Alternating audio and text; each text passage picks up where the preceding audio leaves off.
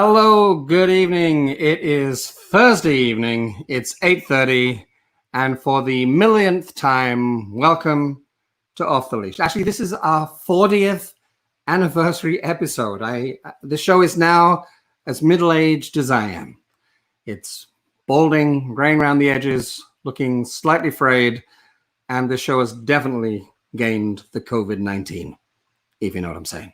I hope you're doing well. Off the Leash is Neptune's way of staying in touch with our audience, with our subscribers, with our patrons, with friends and colleagues around the province and around the country. Now, tonight is quite funny because I'm here in my basement for the last 40 shows, broadcasting live and sending it out onto the airwaves. Don't really understand the internet thing, but I've heard a rumor that tonight there's going to be some sort of coup, which, to be honest, I'm kind of hoping happens, but I haven't seen any sign. I was getting ready for the show, no sign of anyone. And so I don't think it's going to happen, which means tonight it's just a show where what's going on? Hold on. Hi there. Hello. Hello. Hi. Wait, who didn't make it? Emma was definitely part of our coup. Oh yeah, yeah, she made it. Hi. Five of you. I think we can take over from here. Yeah. Yeah, I think we're Really? good. Yeah. Great. Did we startle you too much? I think you need to take a nap, take a break. Yeah. Mm-hmm. You deserve it. Enjoy that wine. I don't know what you're talking about, Lucas. I sorry. I got the subtext there, Ryan. I got the subtext. Go and take a nap. Oh, timer. All right. I'll. You know what? It's all yours. I'm gonna go, and I'm gonna watch. And yeah, see ya. Okay. See Take you. it easy. Don't touch anything. Don't break anything. Okay. Hey guys. Hey, what's up? Hello. What's going on? So I'm just gonna introduce myself. How dare he go away? Oh, he's back. Sorry, technical difficulties. For those who don't know me, my name is Ryan MacDougall. I am a current theater student at Sheridan College for theater. I'm going to my second year, and I have been involved with the theater school since I was 12 years old, and I've been loving it ever since. And I've just been getting more and more involved as the years have gone on, and it is my home. I'm Maria. I am also at Sheridan with Ryan. I'm going into my 4th year, and I've been at Neptune for, God, I don't even know how long. I used to do camps there, and then I did YPCO there, and then I did prep there, and then I teach there in the summers. And so, yeah, that's kind of my story. Hi, everyone. My name is Lucas. I'm graduating high school, and I'm going to Dalhousie University to study architecture with a background in technical theater. So hopefully one day I can design some lovely stages for lots of audiences to see. Hey, I'm Emma Goulden. I just got my high school diploma as well. Very exciting. I've been with Neptune for 3 years now. I've done their YPCO shows and prep, and I also help with social media marketing for Neptune Theatre School. So super fun. Hi, I am Riel Reddick-Stevens, and I am a Randolph College grad and a current acting student at National Theatre School of Canada. Just like Ria, I've been involved in Neptune ever since I was really young, took YPCO and prep, and now I teach there as well. So yeah, that's me. Awesome. Speaking of, hello, Sarah. Hi, Sarah. Hi, Sarah. Musically directed multiple Hi, Jeremy shows. Webb. Hi, Laura.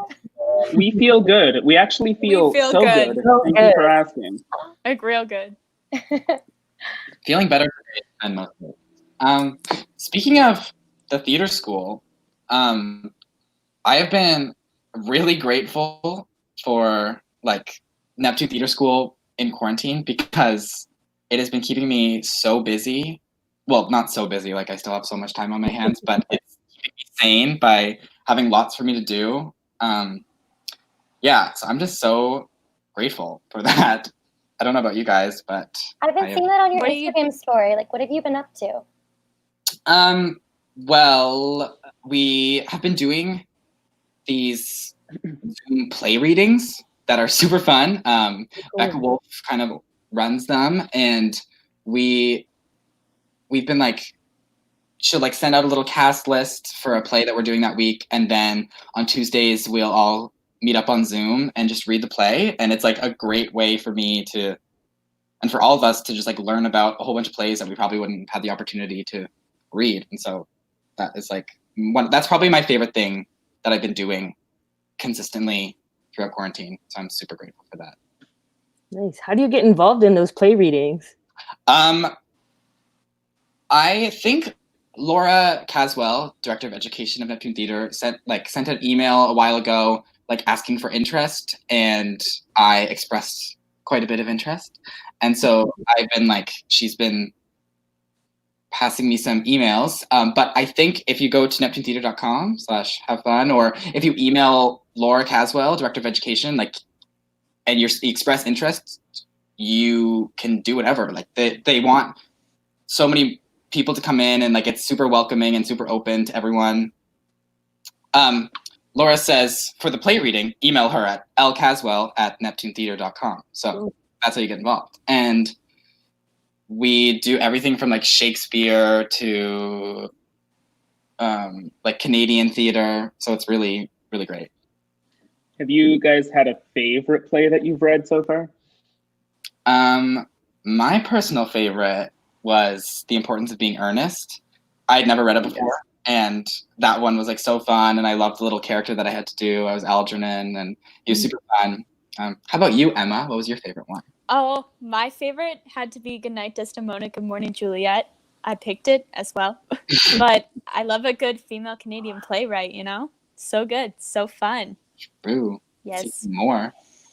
So yeah, that's been super fun. And we've also, Laura hosts a Tap Tuesday on Tuesdays, which Yes. because they've been, I didn't get a chance to do them in person because I was at school, but she's been doing them over Instagram Live, which has been really fun and super funny, just like to see her doing her thing in the Neptune studios. And it's been hard to like figure out a space to do it, but I've been like making do. Yes, you gotta go. It is so fun. And it's like a great way to keep my skills fresh in quarantine when I have like no room to dance. It's just like you just need a little area. You don't even need tap shoes. Like it's just so fun. So I'm really psyched for that. And I just like trying to keep my skills fresh. Neptune has been really helpful with that. Yeah. I don't know if any of you guys go to Tap Tuesday, but you should. I need to tune in for sure. I mean, I don't have my tap shoes, but yeah, just like sneakers, quiet area, shuffle ball change, I'm there. Great. Yeah. And we also, this is my favorite thing that we have done, I think. I mean, I keep saying that other thing, but we did a prom. I don't know if you all saw, but Emma actually organized it. That's a great picture of us all in our get-ups. But Emma helped organize it along with our good friend Maddie Mason, and we all got dressed up because the graduates this year didn't get to have a prom, and we just did not want to let all their dresses and suits go to waste. So they had organized this great prom for us all to have, and all of the Neptune community, like not all of them, but a lot of the Neptune Theatre School students came, and we all dressed up and we played some games, we ate dinner, and we organized like a little slow dance with our dates that we had brought, and it was just super fun. And I like to meet at a prom with all your friends is like the ideal, like it's the goal, and it was just so good. And so like I'm just super grateful for all the opportunities that Neptune Theatre School has been providing me in quarantine. So yeah, Rhea, how about you? Like, how was theater school like life in quarantine? Oh, you know, we're both at the same school, and so it went online at the same time. And I feel like I've learned a lot about myself and my Wi-Fi connection. Like, neither are doing great. No, I'm kidding. But it's interesting. I think especially being like a young person in theater, we're all experiencing like really have to advocate for yourself. You have to like like challenge yourself, train yourself, like work on yourself as an actor in so many different ways. And so this was adding so many new skills to my toolbox that I never even thought I would need. Like, yes, I've been working on my belt, but I have been working on my iMovie editing skills. Like last year, I had to film a self-tape, and I filmed it on my dad's tripod and sent it to my cousin and was like, can you edit this for me? And also post it, because I'm still using Internet Explorer for some reason. And so it's actually been like super helpful, this crazy quarantine, that like I dusted off the old iMovie, and I kind of like think I'm a bit of a whiz kid. That being said, it took me like a very long time to send pictures in to Neptune to feature in this video call. So I'm not as advanced as I think I am. But yeah, I mean, like I've spent so many hours now for school. We have so many online Zoom classes and so many online assignments that I need to film myself. And so first, that's like a whole process. Do your makeup for the camera, not the same as stage makeup. Like get your lighting. I'm like, my ring light is still on order from Amazon. I don't know where she went. And so like you have to get that completely ready, and then just like filming yourself, so many takes, like not judging yourself, asking your mom to press play, your mom not leaving the frame after she's pressed play. Like it's a whole production in itself. And then just sitting there and editing it for hours. Like that is usually someone's full job. That is someone who is very skilled. They can do all of that. Oh, I heard a doorbell somewhere. Hello.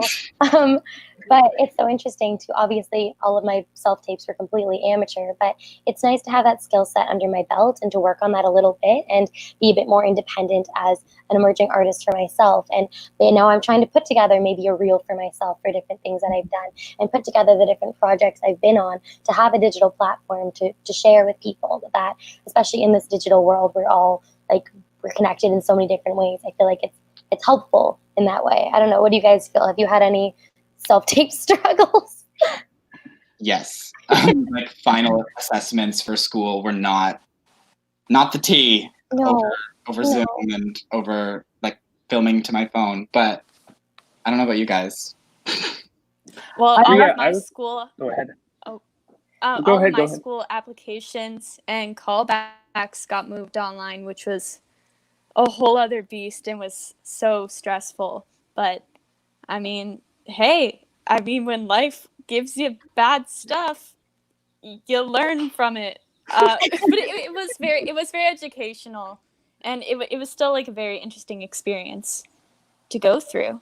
So yeah, quite interesting. So you guys, I mean, you're doing post-secondary theater school, which is very cool. But usually we get to do things like theater games and that sort of field, and like different rehearsals and stuff. Rhea or Ryan, what was the transition like for like the theater school itself to go online? And do you still get to do like that kind of style of interactive theater kind of practice? I don't know how to call it, but. I mean, I definitely had to work on my acting skills. We do a lot of work at school, like working with a scene partner and really connecting with them, and like working with them until you can take them away and keep that connection going. So when you don't even have a person other than a camera to work off of, I feel like it's just, you have to be so much more focused and like really working on those skills that you're developing. And yeah, it was a bit hectic for like a little while. We were all like, I don't know what's happening, but we did put those classes online, and it worked. Like we all learned, we were all present, we all attended. A lot of our accompanists were amazing and sent us tracks that we could use when we were singing, and we just made sure like it was like etiquette. Like everyone was like, all right, mic's muted, like classic etiquette. We've got our please and thank yous, and we've got our mics muted, and we could use those tracks, and our teachers could give us notes. And so I was so surprised that like the acting and singing classes could continue over Zoom. That was amazing. I mean, follow along classes are a lot easier. Like dance classes were a lot easier. I think, Ryan, you did a few of the dance classes, right? Yeah, they've been offering like ballet and jazz classes that I've been doing in my living room, which is, it's different. And like I use like 2 chairs as my bar, and I don't have a whole bunch of space, but they've been really great at like accommodating for our spatial needs and stuff like that. And like filming the videos, I am not a whiz like Rhea with filming, but also Rhea, I have seen some other videos that we have put together Whatever could you be talking about other than my TikTok takeover? I am obsessed with TikTok. I don't know if anyone else is. Please, everyone, drop a comment if you are obsessed. I don't dare that way. I love TikTok, and it was amazing. I got to do a little Neptune TikTok takeover. I'd never made videos before, and again, it was just like building those little steps for yourself and becoming a little proud that I was like, hey, I figured out TikTok today. And I think they were pretty funny. I think actually I'm so proud of them. I think we should just watch one. Like the people probably might enjoy if we just played one. I think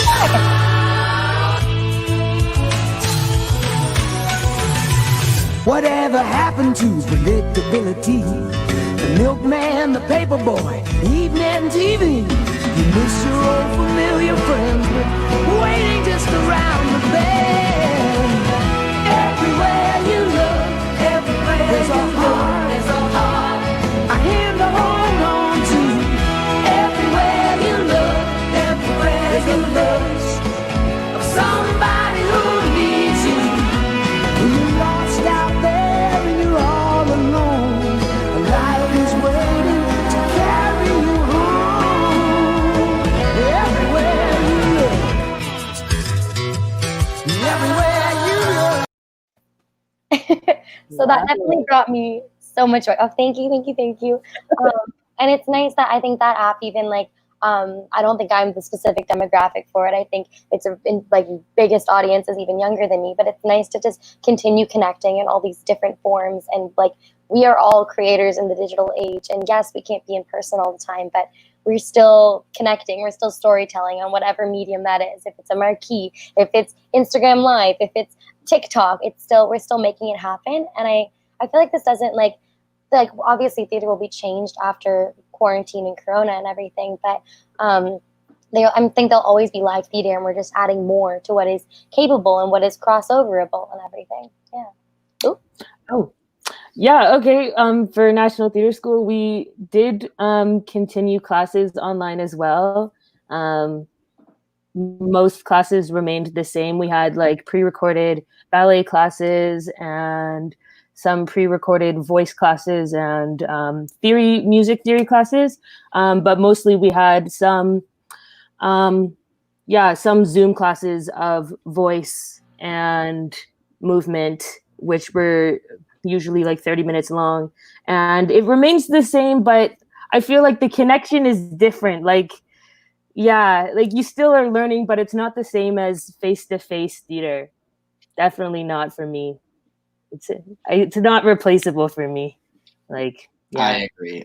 Yeah, doing like a scene with someone it just wasn't the same. Like when they're not right there. Yeah. Or the amount of times we'd like record a Zoom call, and you'd have to like try and act within the Zoom call. Did you guys feel that? Yeah. Yeah, within this box. Like, and you try to like look at them and like deal with the delays and stuff. Like, yeah. So horrible. Definitely awkward, but hopefully it will get better. Hopefully. Yeah, and like if like this form of theater does like it has like a place now, in our community. Like I'm confident that the technology will evolve and like will allow us to really expand upon theater in the digital world, and I like hopefully it'll get better and we'll be able to like do Zoom plays. So September online for all. I think it's individual for each theater school, and they're still trying to put their plans forward and I think they're all advocating for different things for different programs, but I feel like it's pretty up in the air for our school at least. I don't know about everyone else. Yeah, we're not sure yet either. We haven't heard. Yeah. For anyone going to Dalhousie here in Halifax or any other major university in Nova Scotia is online, with very minimal exceptions for different labs and science things like that. Yeah. But I mean, another thing about online, I'm kind of loving this digitalness a little bit. I think we were in the studio today at Neptune filming some content that I think will be released in their programming. That was really fun. Yes, oh my God, it's Ryan. We're living like our YouTuber dreams, and like it was obviously a very nice setup going on, and there was a lot of help happening. But it was fun to just touch on like film and television in a way that I haven't before, and blend theater with it, and blend crafts, and blend summer camp, which is something that I've always thought of in person. So that was very fun today. We had a lot of fun.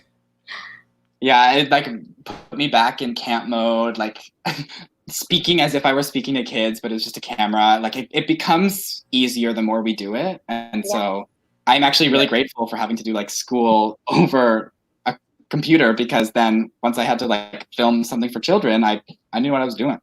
Exactly. And by the time I was filming my second activity that we were doing, it did feel like we were kind of talking to a class, and we had, you guys in as a live studio audience, so we still got that sort of like, genuine reaction to it. So that was really nice. Yeah. Well, Lucas, like, what about you? What have you been doing? I don't know. And how do you feel about like theater online or theater in general? Sure. Yeah. So for me, I mean, I don't really do acting post-secondary like you guys do. I'm kind of going into the more technical side of things, but I really do love watching musical theater, for those of you who don't know. And for me, I have watched about every single Broadway.com vlog series. And if you don't know what those are, Broadway.com will recruit like a lead cast member from a certain Broadway show that either closed a while ago, or some are still, hopefully they'll keep doing this when Broadway reopens. But you can find those playlists on YouTube. My favorite one, I don't know about you guys, but Leslie Kritzer did a whole vlog series from Beetlejuice, and she went behind the scenes for like, I don't know how many it was, like 8 weeks long. And for anyone who's really interested into acting and behind the scenes, they really do show you what a day in the life of an actor is on Broadway. And they'll bring in guests, and they'll tour the dressing rooms, they'll tour backstage. And I've just been watching all that stuff, thinking about what working in theater will look like when I finally get to that stage. So I'm not sure if you guys have any favorite Broadway.com vlogs that you've watched, but I do highly, highly recommend. I watched all of the Fly Girl videos. I think it's Lindsay Mendez in Wicked. I watched those so many times all of junior high. I was like, oh, this is the dream. Yeah, I was a big fan of Erica Henningsen's Mean Girls vlogs. Those were really good. I will say another really fun thing to do is a hobby that I do, that I will take out my and Neptune programs, and I'll actually go through them and read all the different, like, not only cast members, but the people who either wrote the show or who did tech for the show, and who kind of cross over to different shows. So if you've seen, if you were very active in a Neptune season, I'll take a look at who did the lighting design that year. And then I'll actually kind of learn about this person, look them up, get in contact. And it's very inspiring for me to kind of see that progression by just, pulling out what you have in your room. If you keep your programs, take a look at those, do some research on the Neptune Theatre website.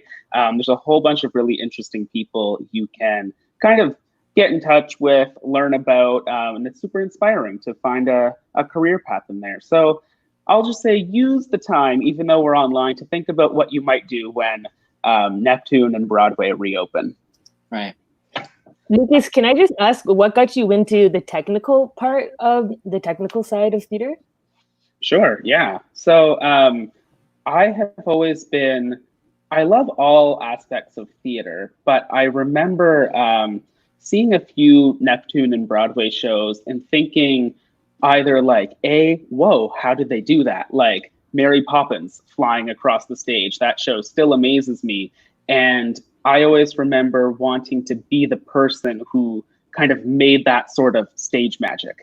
I'd say my biggest things were watching Mary Poppins like fly at Neptune. Like that one was just a specific example of why I really love this whole profession. And also Elsa's dress change, that's a whole nother thing where all the tech that goes behind that really interests me, but for an audience member gets to experience that sort of theater magic. And I want to be, you know, someone who gets to create that. But yeah. Enough about me. I also want to hear, speaking of progressions and what might be coming next in the theater world here in Halifax, Emma Goulden has some really cool stuff to cover. Yeah, I have some super fun stuff to talk about. So this year, Neptune Theatre School does a school tour show every year. Neptune Theatre does, and it's usually about a certain issue, an educational sort of piece. So this year, Laura Caswell came up, and she knows I like to write a lot of things. Like I'll write some short films or like little plays with my friends. And I also do a lot of climate work. So I do school strike stuff and I lead the strikes in Halifax. And she was like, I really want to have the youth create a show for the youth.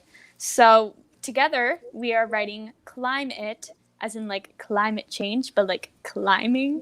Get it? She came up with that one. But it's going to be a group effort. So this summer, by the end of the summer, we're hoping to have a piece that we can take to schools to tour next year. And we want it to center around climate change and specifically youth dealing with climate change and how that affects their daily lives. And we're doing that by a lot of ways. First of all, I'm holding a lunchroom tomorrow, a YBCO lunchroom, which Ryan talked about. It's kind of like our play readings. We all meet on Zoom and we just talk about a different topic every week. So this week we'll be talking about climate and just more of like, I don't want to say like political theater, but like political theater in general. And we're going to come up with brainstorm some ideas for that. And we're also, I don't know if I'm allowed to talk about this, but there's also going to be a climate camp in the summer, which I'm not sure if it's announced, but now it is, where we're going to help develop this show. So that's super exciting. And I really respect Neptune Theatre School for kind of using their platform to give voices to youth, but just like issues, I guess, that wouldn't be talked about before. So yeah, it's really great. Well, you not only write a lot about climate, but like you are very active in like the Nova Scotia climate action community. Like, you want to talk about that a little bit?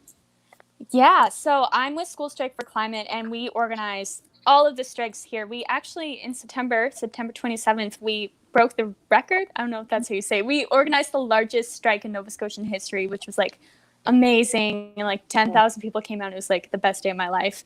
But I've always like been really interested in theater, but this year I just kind of started discovering other things I was interested in, which was climate activism, just activism in general, and writing. So it's just really great that I get to pair all of those things together in this project, and I don't really have to choose one interest. Emma, yes. When climate gets to go forward, who would the audience of that show be? So that would be touring to junior highs and high schools. So more like teenager audience is the aim for it. Nice. Yes. Cool. But it can be developed by all ages, which is the great part of it. That's awesome. What other creations of yours would you say are your favorites? Oh my gosh. I have a short film. You can find it on YouTube. It's called Noose. And it's just like a satirical piece about a lot of Neptune Theatre School alum are in it. We just made this short film at the public library. And it's just like a satirical piece, kind of like The Office or Glee, about the making of Jesus Christ Superstar at like a high school. And it's like so stupid, but I love it. I also wrote a really cool, I thought it was cool, I don't know, play with my friend Julia, who's also on the climate committee, about Stonewall, which was like super awesome to look into and learn the history about that as well. So yeah, I'm writing all the time now. Epic. Riel, speaking of issues of the world, would you like to talk about what you're up to? Yeah. So speaking to what you just spoke about, like right now there's so much stuff happening in the world, and I think it's really important as artists to use, and especially young artists, to use our voices and our platforms to and our art to speak to those things that are happening, because I feel like art and like politics go hand in hand. Like art is such a good educational tool, and especially theater, can be used to teach so many people. So I feel like using it for political change and social issues is such a wonderful thing. I've been thinking about specifically recently about about the BIPOC experience in education, specifically theater education, and how right now in the world they're making so much room for marginalized voices, and there's all these like calls for diversity, but once we're in the room, there's not always the necessary support or knowledge for us to learn and grow there. And I think like it is important to have diversity, but if the actual institution isn't changing itself, then it's kind of worthless. So me and my friend Felicia Hernandez from Randolph College have made a survey for people like BIPOC students to go and tell us their experience in theater school so that we can start a conversation about what it's like as a BIPOC student and how we can make it better for us and how these institutions can support us better as artists. So if you are a BIPOC artist, feel free to go check out that survey. The link is in the comments, I believe. Feel free to check that out and answer it and help us change the way that education is for us people of color. And if you're non-BIPOC, it is important to maybe take a look too and reflect on those questions and see if you've ever seen that happening to your peers or how you have acted on those things in the past and how you would like to act on those going forward. Yeah, I don't know if your school has started like this conversation, but I know that Sheridan has started doing these forums and these chats where they kind of want BIPOC students to share their experiences and have the people in power listening to them. And like I'm very like pleased that is happening, but I just don't know if that's happening like widespread, and I need to like I would love for that to be a thing that happens at a lot of schools. Yeah, for sure. And it's so great. I'm so glad that you sent me the link one time over Instagram, and I feel like there's a lot of things happening with a lot of our peers who are like doing and you are doing so many wonderful things regarding like raising voices and talking about the BIPOC experience and all these things. And I feel like there's a lot of posts from like established people in our industry as well posting on Instagram, and that I'm like, oh my gosh, I feel the same way, and I share. And it's a lot of like people of color or marginalized communities who have the same experience regarding theater and regarding like what's been happening, what we've been feeling, like when you feel isolated, and like the way the institution has been working for so long. And I think it's great that we are finally all unite, like talking about these things. I mean, like we are all having the same experience. We should talk about this more. We should make the future better for those behind us. I'm really happy about that. Yeah, it's been so exciting. Like, I don't know if you guys have seen, but Stratford has been doing these roundtables with like Black artists, and this week it's going to be with Indigenous artists. And it's so exciting to see like other artists of color speak about their experience. And it's like, oh, I've experienced that too. Yeah. I'm not the only person. And yeah, it's really exciting to see that now it seems that we do have a voice and that we are able to speak without being scared. And I think it's really exciting. I think it's really like linking this to theater. It's also really important that here in the HRM, we're really fortunate to have so many high schools that take on huge musical productions, but that moving forward, we take a look at choosing shows that include diversity in casting. My school took on Hairspray last year, and the director, like, they knew that it would be a risk, but it's what really represented our school on stage. And I think if we kind of move forward in that sort of mindset, it can be something really positive for our theater students. And it kind of, lets people in high school, see themselves on stage. And I think that's super important. Yeah, I also think in that same vein, it's important for schools to know like what their pool is and to choose exactly. that represents the students accurately. Yeah. Because I think it's time like that. I mean, I don't know if you guys saw the other day, but the creators of Hairspray just Yes. banned all white It production. was like 2 weeks ago. Just did it, which I'm like, the fact that that was even allowed to happen before is absurd, but like stuff like that, and even for shows that don't really have a ban on that sort of thing, I feel like it's just really important for like theater educators to young students, instill that education early on so that people go forward like knowing what is right and what is wrong when it comes to casting and theater and shows and the roles that they should or shouldn't be taking. Yeah. And I get so excited when I hear Emma talking about the shows that she's writing. And there's a writing course at her school as well. And I'm just like, there are so many voices in music theater, mainstream music theater, that we haven't put on stage yet, or so many stories that would be wonderful, fully fleshed out. And I'm so excited I feel like there's a huge drive towards writing shows and performing them with your friends and everything. And that could change what we think of as theater. And that's so exciting. Yeah.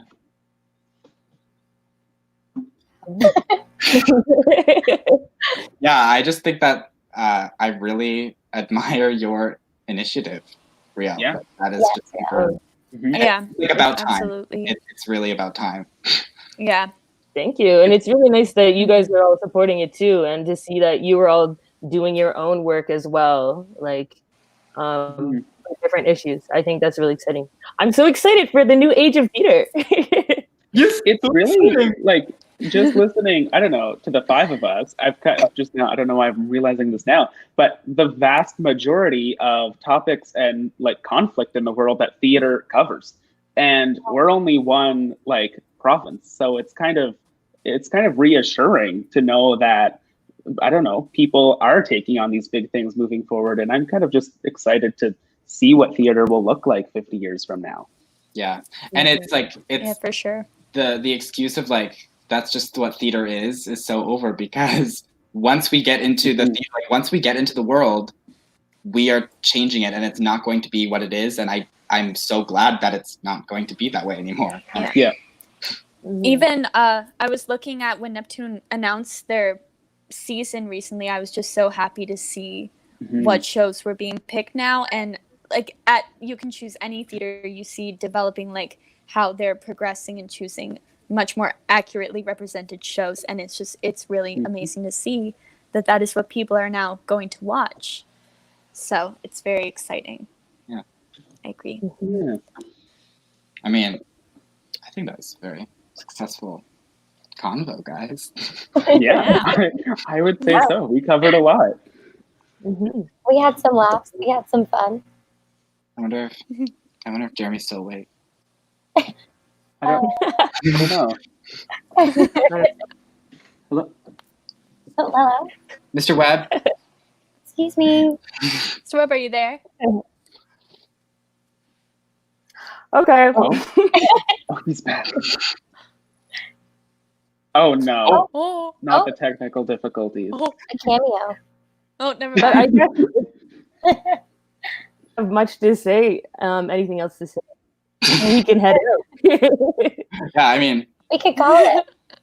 I'm ready to peace out. I'm tired. It's been lovely seeing all your me too.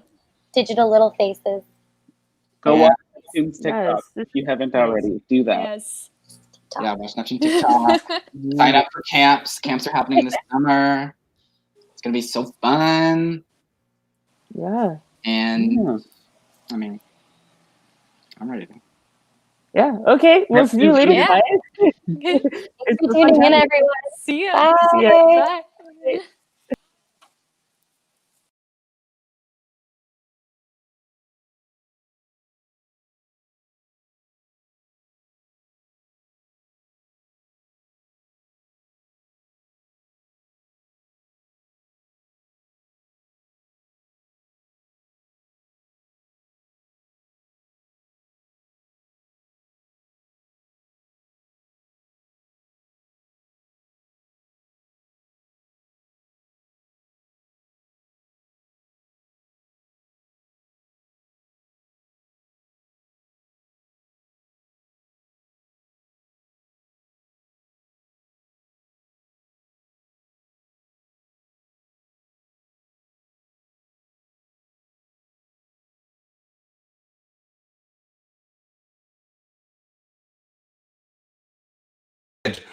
I was muted for all of that. Thanks, Lucas. I was just saying thanks and what an amazing job they did. And then I was saying that we go to One Night a Week next week. After, though, tomorrow night with Deanna Choi, who is a sound designer who's going to be joining us to talk about her work. So there we go. I've been watching. I haven't been working. I forgot to press buttons. What can I say? Thanks for watching Off the Leash. Thanks to our 5 amazing guest hosts tonight for that wonderful takeover. We will see you soon. Let me find the end titles. Here we go.